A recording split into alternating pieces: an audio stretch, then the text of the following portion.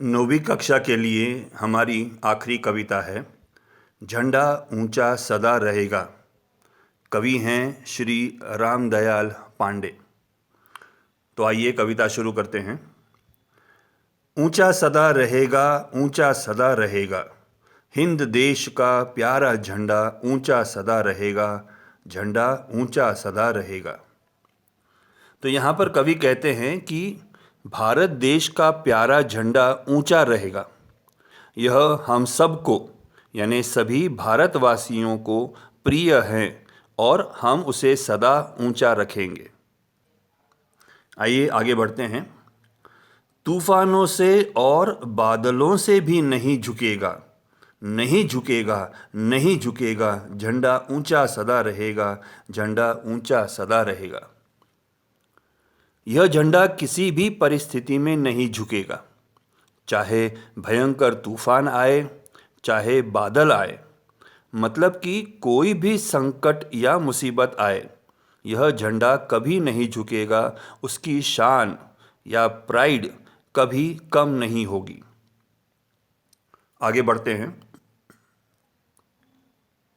केसरिया बल भरने वाला, सादा है सच्चाई, हरा रंग है हरी हमारी धरती की अंगड़ाई, और चक्र कहता कि हमारा कदम कभी नहीं रुकेगा, झंडा ऊंचा सदा रहेगा।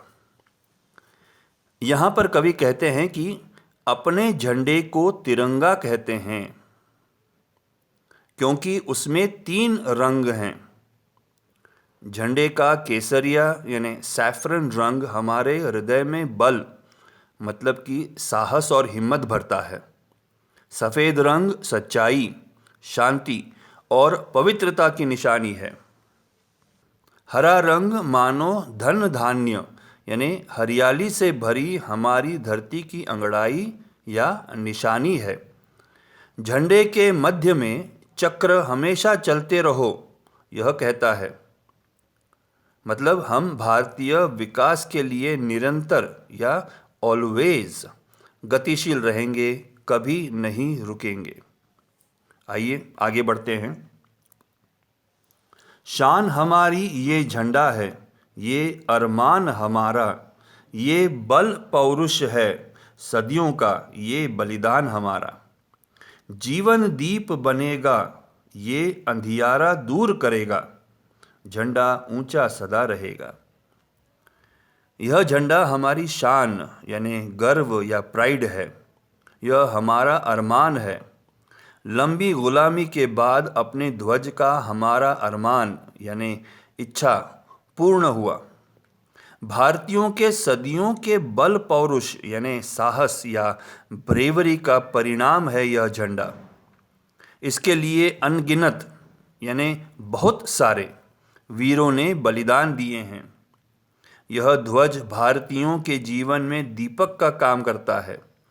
यह हमारे जीवन से अज्ञान, गुलामी, जुल्म, दुख का अंधेरा दूर करता है। आइए आगे बढ़ते हैं। आसमान में लहराए ये, बादल में लहराए, जहाँ जहाँ जाए ये झंडा, ये बात संदेश संवाद सुनाए। है आज हिंद, ये दुनिया को आज़ाद करेगा, झंडा ऊंचा सदा रहेगा। यह झंडा ऊंचे आसमान में लहराएगा, यह बादलों में लहराएगा। यह हमारी स्वतंत्रता का पोषक यानी प्रतीक या निशानी है। यह जहाँ जहाँ जाएगा सभी को संदेश या समाचार देगा कि आज हिंदुस्तान आज़ाद है। यह ध्वज दूसरे परतंत्र देशों को भी आज़ाद कराने में सहायक होगा। आइए आगे बढ़ते हैं। नहीं चाहते हम दुनिया को अपना दास बनाना, नहीं चाहते औरों के मुंह की बात, रोटी फटकार खा जाना।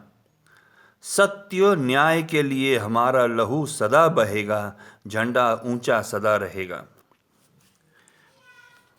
यहाँ कवि कहते हैं कि हमें अपनी स्वतंत्रता प्रिय है। हम दूसरों की स्वतंत्रता को छीनना नहीं चाहते, उन्हें अपना दास यानी सेवक नहीं बनाना चाहते, उनके मुंह की रोटी नहीं छीनना चाहते। हम भारतीय सत्य और न्याय प्रिय हैं।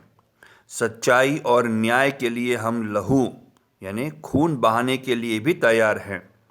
Means we are willing to sacrifice our lives.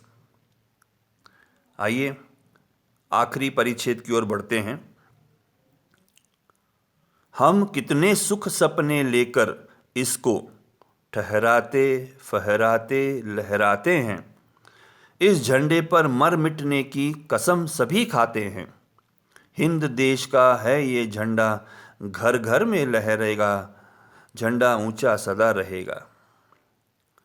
जब हम अपने प्रिय ध्वज को फहराते हैं तब हमें बहुत प्रसन्नता होती है। भविष्य के लिए हमें अनेक सुख भरे सपने दिखाई देते हैं। इस ध्वज की रक्षा के लिए हम अपना सब कुछ न्यौछावर करने की कसम खाते हैं, प्लेज लेते हैं। हिंदुस्तान का झंडा हर भारतीय के घर में लहराएगा। इसे लहराते देख हमें प्रसन्नता होती है। धन्यवाद।